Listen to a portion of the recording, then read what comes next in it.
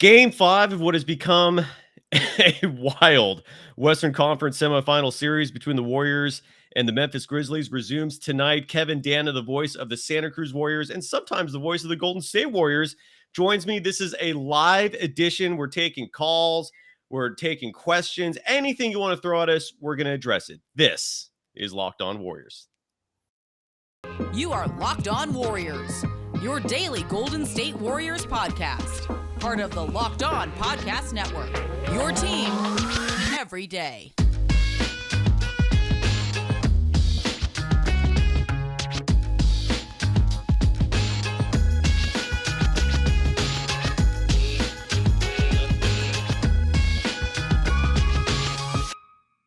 Thank you for making Locked On Warriors your first listen every day. We are free and available wherever you get podcasts. And so is Kevin Danna, at least on Twitter. You can follow him on Twitter at Kevo408. You can follow me, Cyrus Saatsaz, on Twitter at DogSurfRoadshow. Kevin, it's game 5 tonight. It's a big game. Obviously, I still think game 4 was like a really pivotal one. Game 6, if they lose tonight, will probably have equal importance, but they could close it out tonight. What are your thoughts? And give us your thoughts on game 4, man. Just anything on your mind. Floor is yours, sir. Yeah, so I'll start with game 4. Obviously, that was not pretty for a lot of it. It was another sloppy, slow start for Golden State, which has been a habit in this series.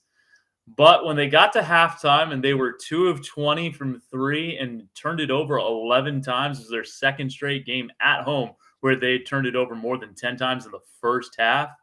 And it was 41-38, despite all that. I'm like, Memphis has to be kicking themselves right now.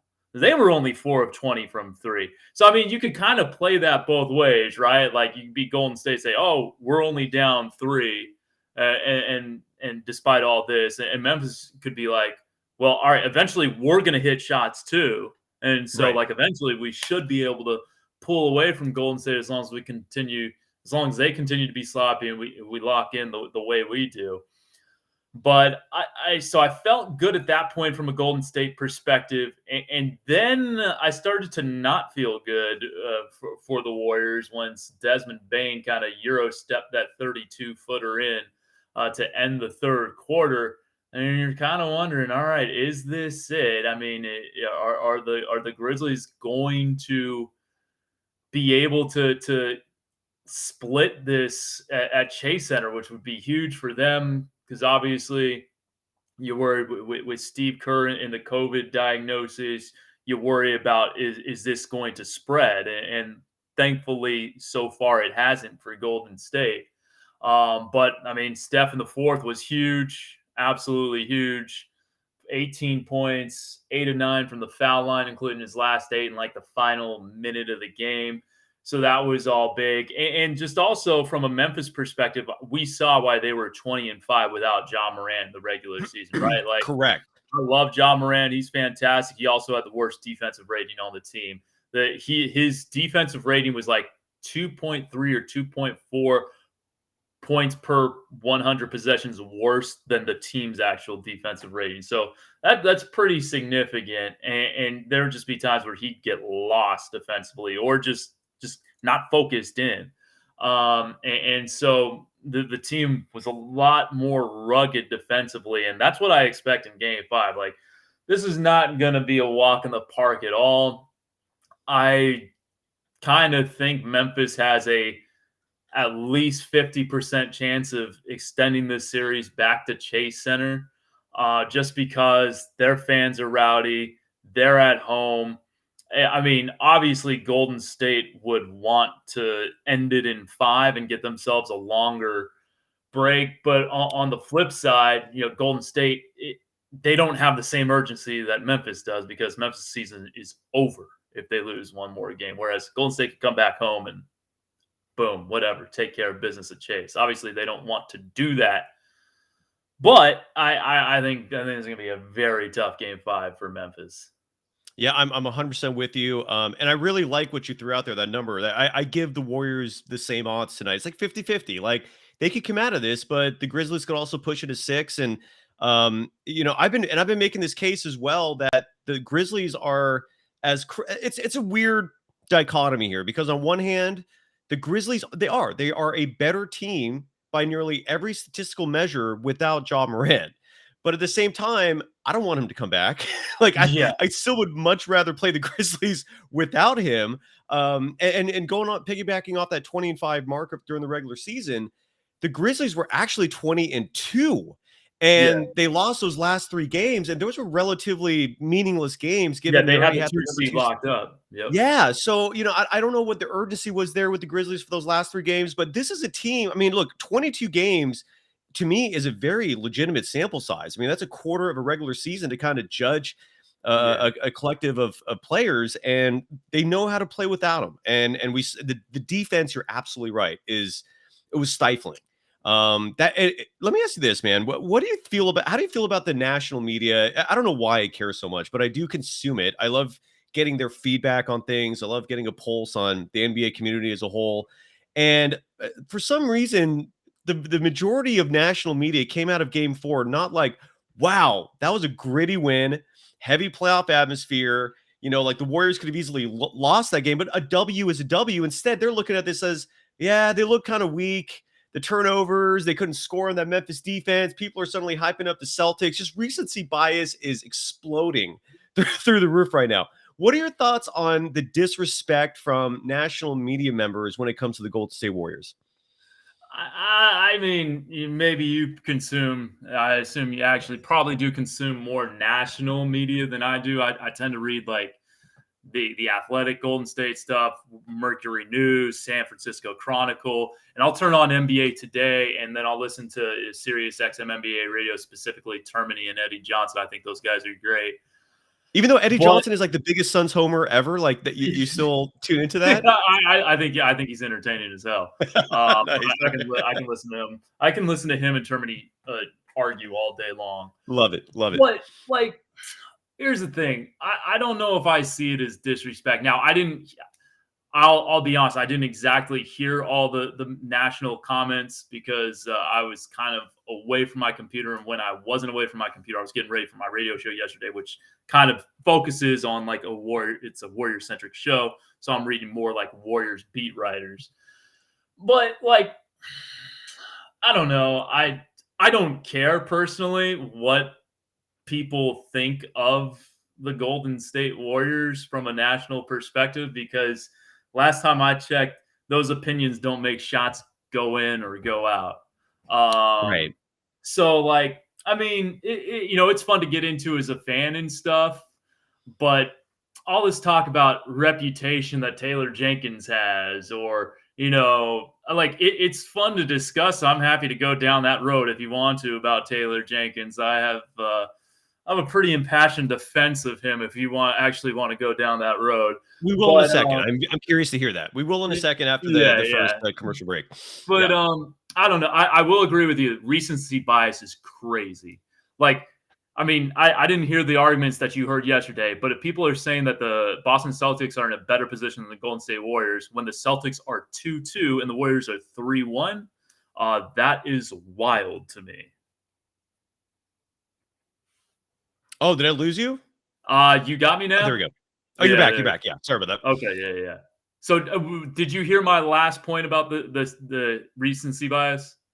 Yeah. But you cut off like right at the end of it. Okay. So basically what I was saying, like if people think that the Celtics are in a better shape, better position than the Warriors are when the Celtics are 2-2 and the Warriors are 3-1, that's crazy to me.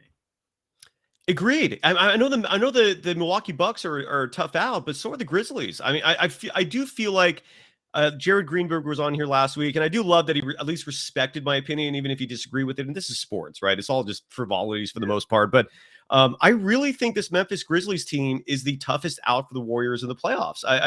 I'm looking at this Suns Maverick series, and all I can think of is if the Warriors are playing either of these teams, it's going to be easier.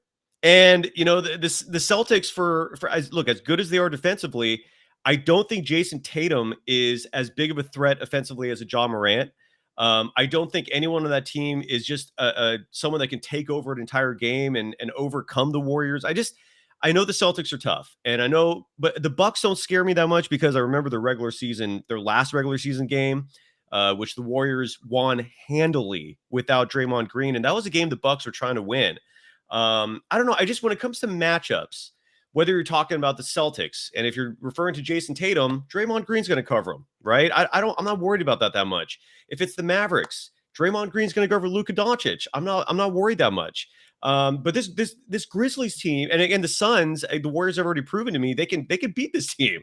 I mean, the last 2 regular season matchups was all the evidence I needed to see, but this Grizzlies team concerns me, and I do want to hear your Taylor Jenkins thoughts. We also have a lot of comments coming in, especially about the tough starts. That's something I'd love to get your thoughts on. But first, got to give some love to Athletic Greens. I don't know, Kevin, if you've ever tried these things, the AG1 especially. Have you ever tried this, by the way? I actually haven't heard of it until this promo right now. I love it. Then I'll hype it up for you. And honestly, I'd never heard of Athletic Greens either until they started sponsoring the Locked On shows. It's a powder, right? You buy this container and you put 1 scoop every morning into water to start your day. And you mix it up, drink it on an empty stomach. And my family is so health conscious when it comes to what you put in your body. They only want to consume natural ingredients. And that's what this is. The ingredients are all derived from purely holistic ingredients. It increases your acumen. It increases your digestive health. It increases your immune system. And you actually feel legitimately better just from this 1 cup of water mixed in with this powder to start your day. And the fact you don't need food in your stomach to do it makes it even easier. It's phenomenal for your health. I cannot recommend it enough. And just to make it easy, Athletic Greens is going to give you a free 1-year supply of immune-supporting vitamin D and 5 free travel packs with your first purchase. All you have to do is visit athleticgreens.com/NBA network. Again, that is athleticgreens.com/NBA network to take ownership over your health and pick up the ultimate daily nutritional insurance. You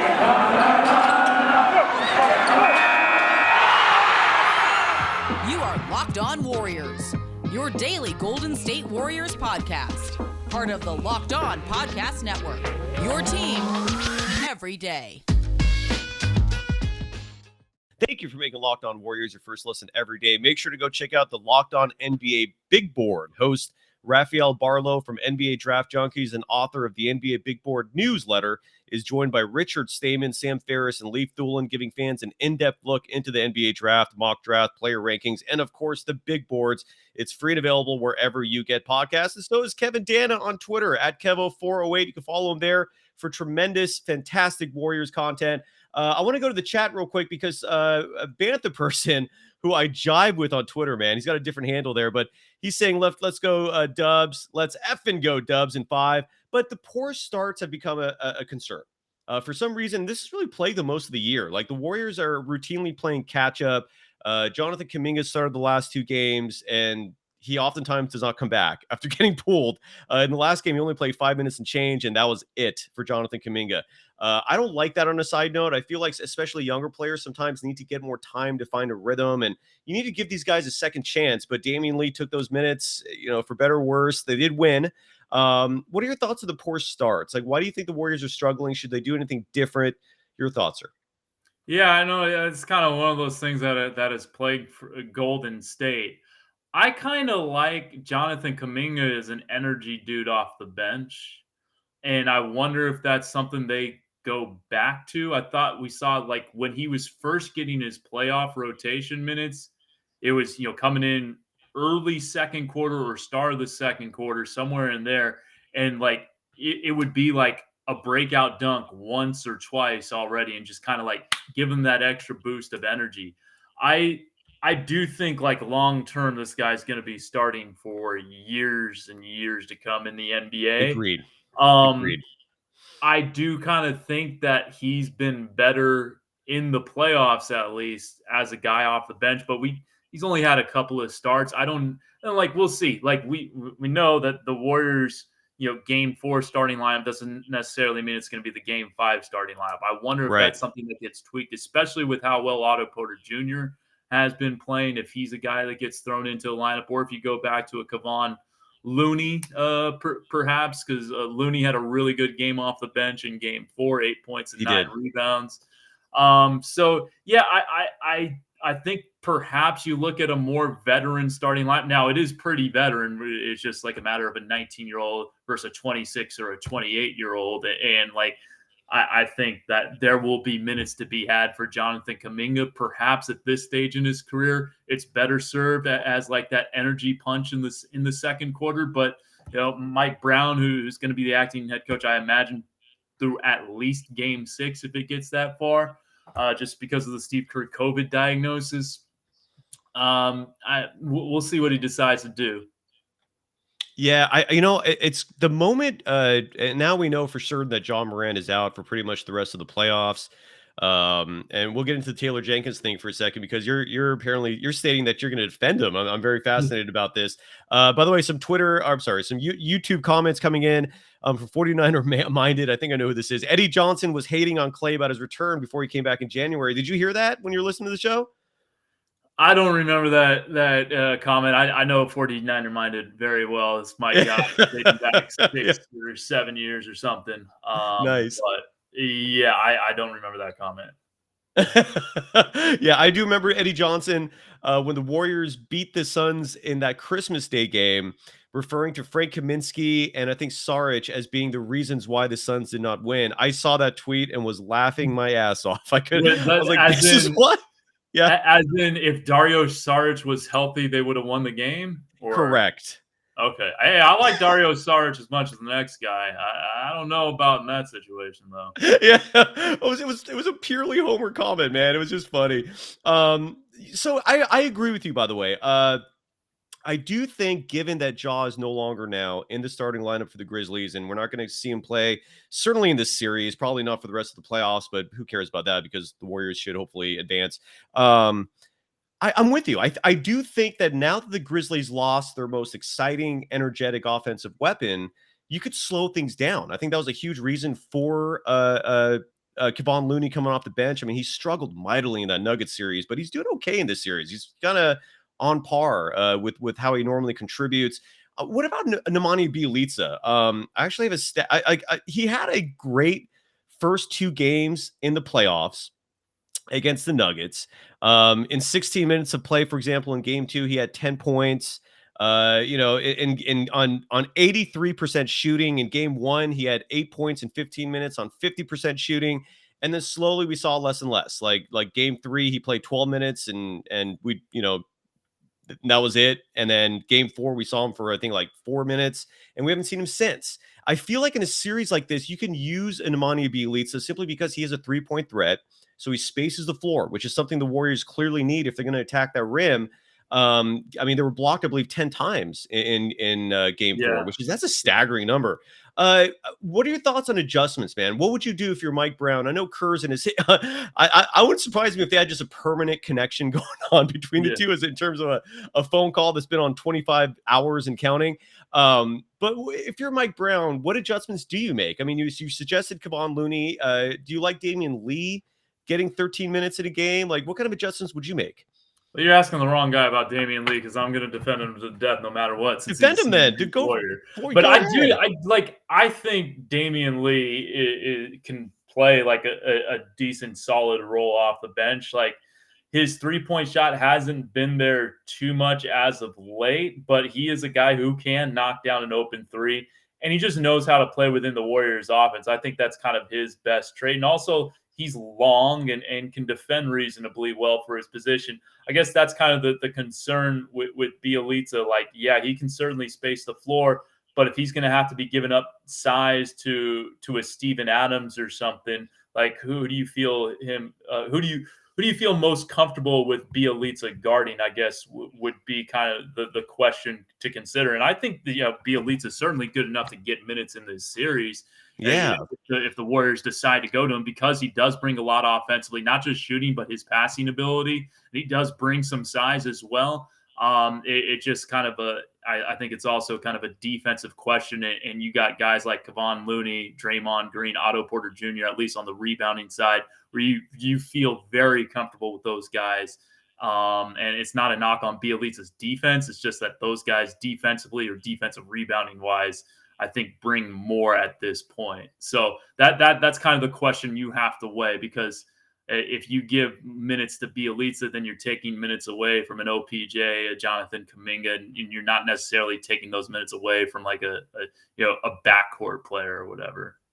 Yeah, and the other reason why I've been advocating for Bielitsa is because he's one of only two, maybe three players on this roster that has a fairly consistent post up game. Like Bielitsa can back a player down and put up an easy two, and that's what I feel like the Warriors were needing Yeah. in that first half. They were over reliant on their outside shot.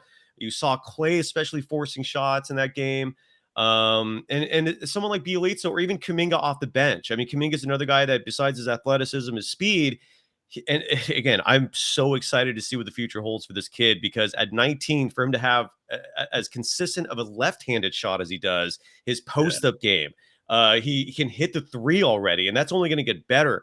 I could rave all day about that kid. I want to hear your Taylor Jenkins thoughts in just a moment, but first, I got to hype up Built Bar, longtime sponsor of this program. Look, summer's coming, and with summer, you're going to need that beach body to get toned up. I know I need that. All of a sudden, I realized after eating Lucky Charms for 2 weeks straight, I put on 10 pounds.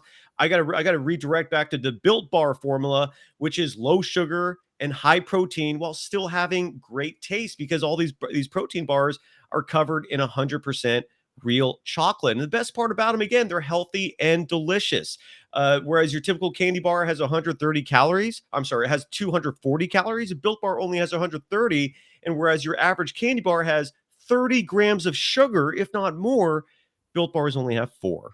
And sugar is a toxin, folks. And they're also packed with 17 grams of protein. I actually decided to venture into the sharky waters of the YouTube comment section the other day, and somebody actually wrote. Actually, there are surprisingly mostly positive. I do appreciate that tremendously. But I saw one person comment that said they eat them at night. If they wake up and they're hungry, they just chow down a Built Bar. Their hunger is resolved, and they go back to sleep comfortably. So just go to built.com, use the promo code LOCK15 and get 15% off your order. Again, the promo code is LOCK15 for 15% off at built.com.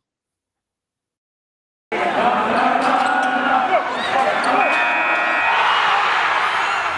are Locked On Warriors, your daily Golden State Warriors podcast. Part of the Locked On Podcast Network, your team every day. Thank you for making Locked On Warriors your first listen every day. We're free and available wherever you get podcasts. You can follow Kevin Danna on Twitter at Kevo408. He's the voice of the Santa Cruz Warriors and sometimes the Golden State Warriors. You do a fantastic job, sir. Let's get into Taylor Jenkins, and then we'll address some more of these YouTube comments. Yeah. I thought it was reprehensible that he was trying to drag Jordan Poole's name in the mud. I understand full-heartedly that as a head coach of a team, you got to stick up for your guys. And John Morant is the future of that organization. He's a superstar. And if he's telling you, I think that guy heard me, and you're his head coach, you're going to go out there and repeat that. But you could also be a little more remorseful. You could also show a little more tact and not try to drag a player's name in the mud in the process. And then he's doubled down on these comments. He hasn't really shown remorse about Gary Payton II. I haven't once heard an apology from him, any remorse or regret. So with all that said, why do you think Taylor Jenkins should be respected more? Or maybe I'm misquoting you, but what is your argument for Taylor Jenkins? So I don't necessarily disagree with anything you just said. My main takeaway, you did kind of give my defense already. Like, my main takeaway is that, like, Taylor Jenkins, like, we talk about credibility and stuff. Does credibility matter to Taylor Jenkins? What matters more is winning basketball games and having your players back in the locker room.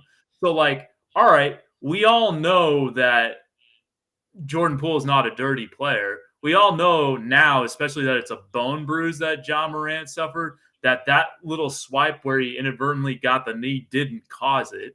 But at that point, it's not about being right or wrong for Taylor Jenkins. It's about having your guys' backs. And I made this allusion on the radio for anyone who watches The Wire, right? Slim Charles once said, "If it's a lie, we fight on that lie." And so Taylor Jenkins was fighting on that lie. I mean, it's kind of that simple to me. Like, you probably know at some point you're wrong. All right, Jordan Poole probably didn't hurt John Morant, but, like, if John Morant's upset about it, you're not going to say in the media, "Oh yeah, John Morant's he's just a little emotional right now. Like, it's what, like, Jordan Poole, that didn't cause," like, no, you're not going to say that. It's not about being right or wrong. It's not about getting credibility and respectability from the media, or because that I think should be the last of his concern. And then to the Right. point that like Taylor Jenkins has sullied his reputation, I don't think he has sullied Jordan Poole's reputation. I don't think he has, because I think any self-respecting member of the media, for the most part, obviously there was the Woj tweet that kind of perpetuated saying they're going to look at it, but like anyone who saw it in the moment, I think it was pretty much widely dismissed that Jordan Poole, we all saw it was not a Dylan Brooks to Gary Payton the second hit to the head, right? Clearly. So Yeah. I don't think Jordan Poole's reputation is sullied at all. And maybe some people in the media thought will think twice about it, but I think in locker rooms and with coaches and players, those people don't think Jordan Poole is a dirty player based off that play. So what damage is done. And I was going back and forth with someone on Twitter yesterday. It'd be one thing if it was the 2020 presidential election and someone clearly lost and said, oh no, these Dominion ballots, stop the steal. This is a freaking basketball game. I think you can have a little more leeway with the truth, quote unquote. Lives aren't on the line here. Maybe extra paychecks for people that work at arenas and stuff, but this isn't life or death, right? This is just basketball. And so, all right, personally, I would never want to lie about something or be a little misleading, but that's the game, right? Come on, all's fair in love and war, love and basketball. So that's my whole thinking with the Taylor Jenkins thing. I hear you. I do feel like he could have had again a little more tact in the way he addressed it. And the reason why I think this became so personal for a lot of people is because someone did get hurt.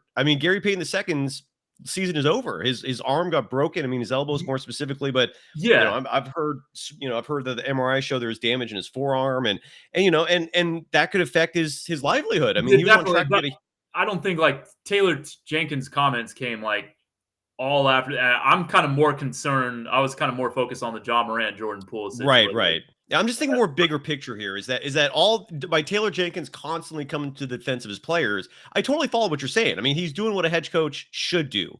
But at the same time, I feel like he could have navigated this a little better, just in the sense that, I feel like he was trying to create this false equivalency between what happened to Gary Payton II and what happened to John Morant. And then instead of kind of backtracking, like some individuals in Memphis media and so forth have done, he doubles down. The next game he decides to throw out that Draymond. He thinks the NBA should review the Draymond Green non-contact on Jaren Jackson, the second on that Jaren Jackson Jr. on that 3-point attempt at the end of Game 4. So I see both sides. I do understand that Taylor Jenkins has his players back. I get it, because in the end of the day, that's his circle. It is not the whole country. It is not the media. It's certainly not the Warriors fan base. His circle is the Memphis Grizzlies, and he's going to say and do what's in their best interest. But I could also understand a lot of people being pissed off about what he said, just because, there's literally someone got hurt in all this from this series. And I want to look at all these. So there's a lot of comments in the YouTube section. We're going to get to as many of these as we can. Talking about Damian Lee, he certainly is a firecracker in terms of being polarizing among the fan base. Rick, for example, says Lee shouldn't be getting any minutes.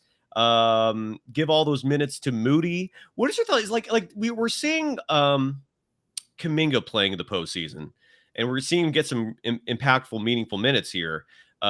Steve Kerr in the regular season alluded to Moses Moody earning playoff minutes, like he's earned his place in the postseason, but we haven't seen him outside of garbage time. You're a Damian Lee defender, and I get it. He's experienced. The team trusts him. You don't see him making mistakes. One defense of Damian Lee, for example, is that he had 0 turnovers in those 13 minutes of play. But for someone like Rick, for example, how would you tell someone who loves Moses Moody and doesn't love Damian Lee that much why Lee should be getting minutes over Moses Moody? Yeah, I don't necessarily see, obviously it does come down to a X versus Y kind of thing. I don't necessarily see it that way. I think it does just come down to the experience. It's not like a knock on Moses Moody at all. Damian Lee not only does he have like 5 years of NBA experience, 17-18 was his first season, but he also came out of college after 5 years, right? So like he's got to be 28, 29 right now. Yeah, he's in that range. Correct. I gotta double check this. I'll check it while you're talking. He's I'll check it out real quick. 29. October 21st, he'll turn 30. So that's a decade of difference with Moses Moody. That's not literally nothing, right. Yeah. Yeah. And it's not a knock on Moses Moody at all that he's not playing. Like I would be interested to see him get a couple of rotation minutes here and there for sure. I think he's earned it. But you know how coaches feel about experience in the playoffs. And I think that's one big reason why the Warriors have a 3-1 lead over Memphis, right? This is the Grizzlies as this iteration. This is their first time in the second round. And it has shown. It showed in the first round when they were the 2 seed and probably should have lost in 5 games to the Minnesota Timberwolves if the Timberwolves weren't even less experienced than the Memphis Grizzlies.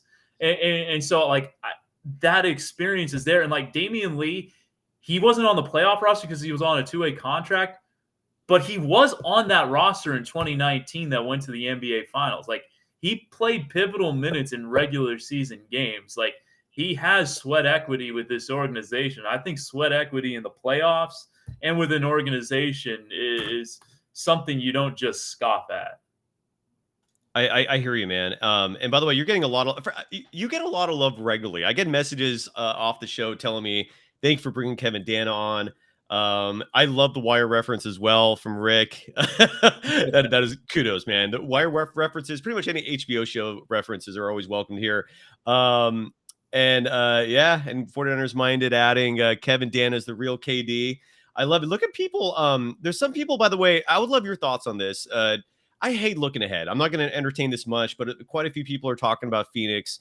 Like that series is over. I mean, that's not. I mean, first of all, if you're the Phoenix Suns and you don't finish game 6, are you really ecstatic about having Luka as your opponent in a game 7?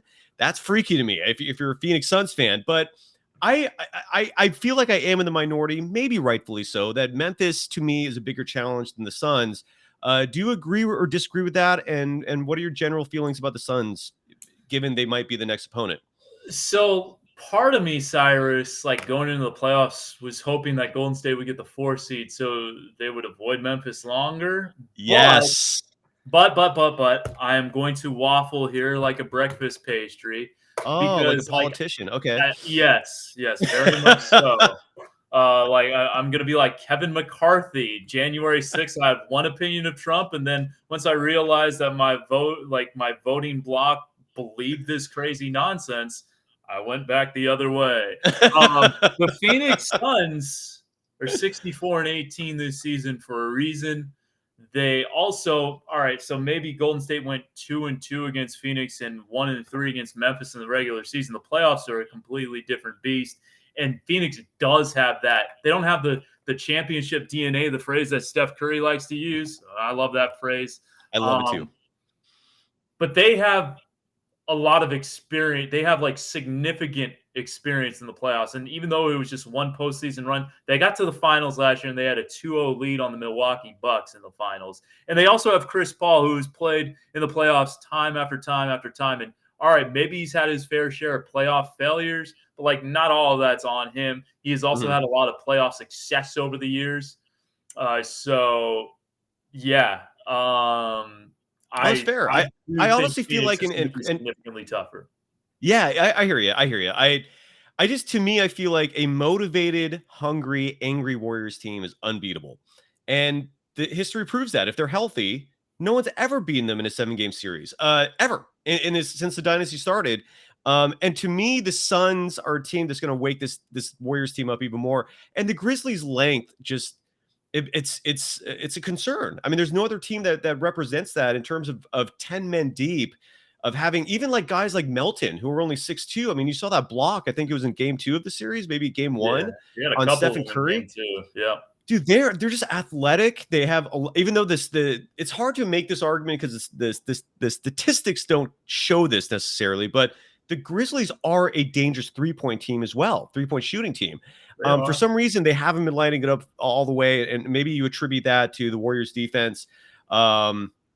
And for people, by the way, that love Kevin Danna, we're gonna figure this out. But you're gonna be a weekly contributor. We're gonna figure out what day that is. You've earned it, man. I mean, dude, you're good people, man. I love you, brother. And I don't know what this comment means, by the way. Yeah. Bob Meyer's son on with you? I wanted to address stupid, Okay. dumbass child, and that's not a knock on this guy. That's his actual name. It is. Yeah.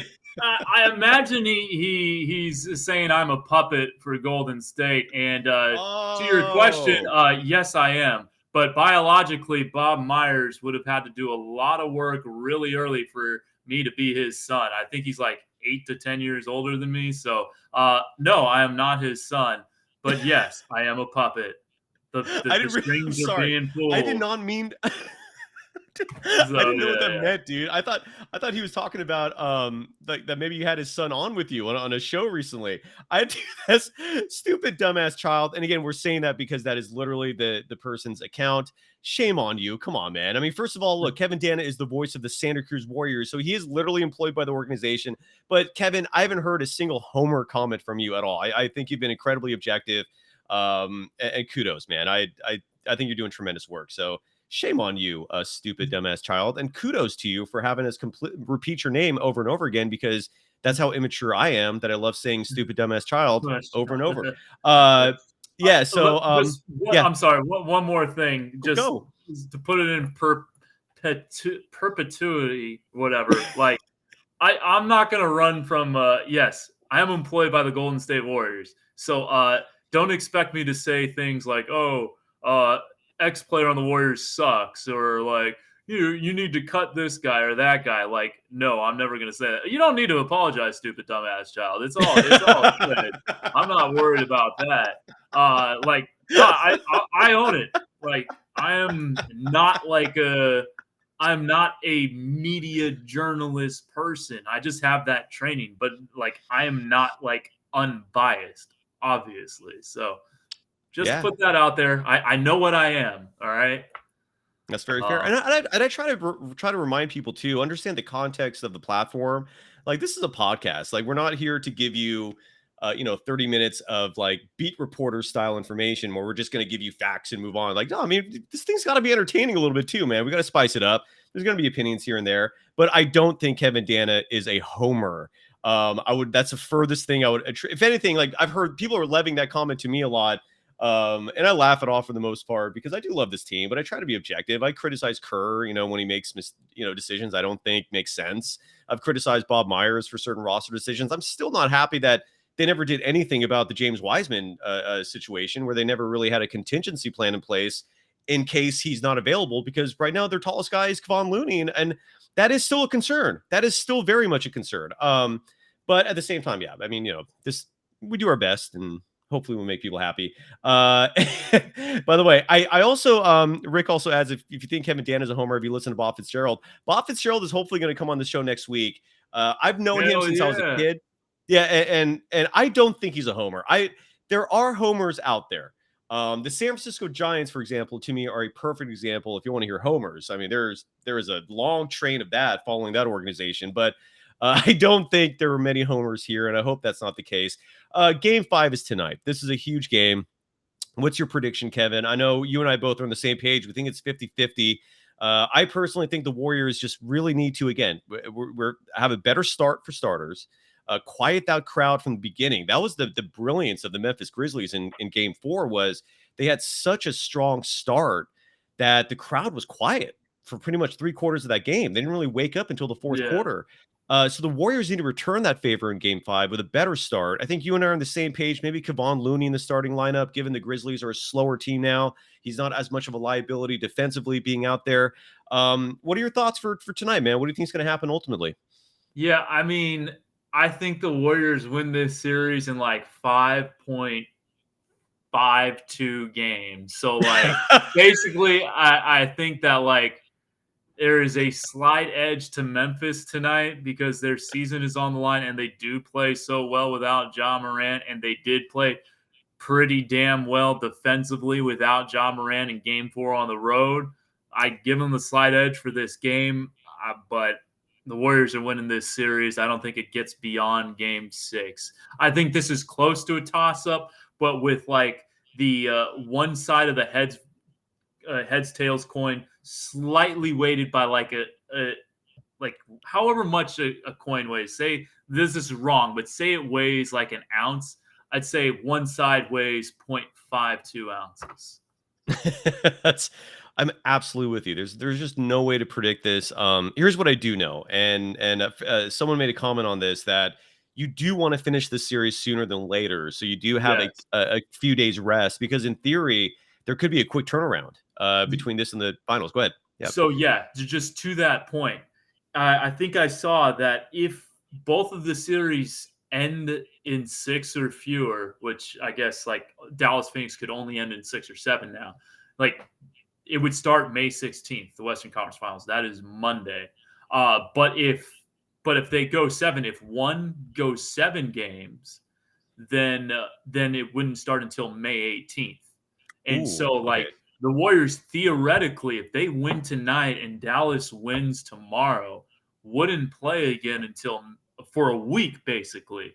Wow. So like that would be huge. And I think like one thing that does work in Memphis's favor potentially is that if this gets to a game 6, it'll be 3 straight games where they've had 1 day of rest in between. And I think that favors a younger team like Memphis than it does Golden State, like a guy like Klay Thompson, who's 2.5 years coming back from injury. You know, Draymond Green has had his injury troubles this year. Heck, even Steph had his injury troubles this year. And Kevon Looney was healthy all year, but he has a long history of injury. So like the core of the guys who are playing for Golden State, I think are, you know, they're generally older than the Memphis guys. And Correct. I think the Memphis players, their bodies can just naturally like respond quicker to those quicker turnarounds. So I think that could be a potential little wear and tear that you would like to avoid as much as possible.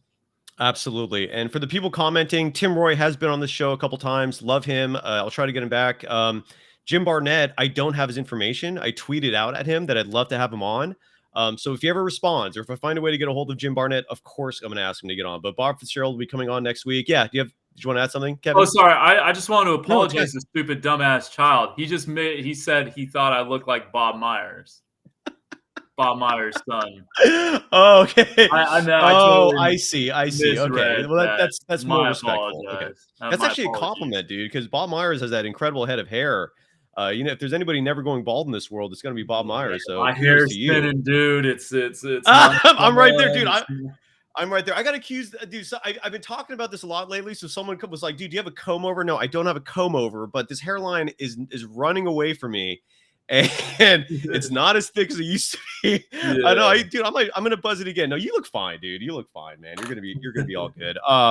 Yeah, Conscious Raza. I do think that Poole got screwed over in terms of most improved player, but that's an old subject, man. Yeah, stupid dumbass child. I would agree. Bob Myers is a genius. His foresight into many of these roster decisions are incredible. I mean, I don't know how many times I've criticized him, only for like 6 months later for me to go, I'm not worthy. I'm not worthy. Like it's what he does is brilliant. For years people were crediting Jerry West as being the brainchild behind this organization, and Bob Myers just proves me wrong more and more. So kudos to you. Last question, we'll call it a day because we're going really long here. Thank you so much for staying with me, Kevin. Klay and Steph have not had their traditional shooting numbers, and I think someone made this comment on YouTube as well in regards to the way Steph is setting his feet. What are you seeing there? Like, why do you think Steph, the Splash Brothers, and to a greater extent Jordan Poole, the Splash Party, why is the Splash Party struggling from beyond the arc?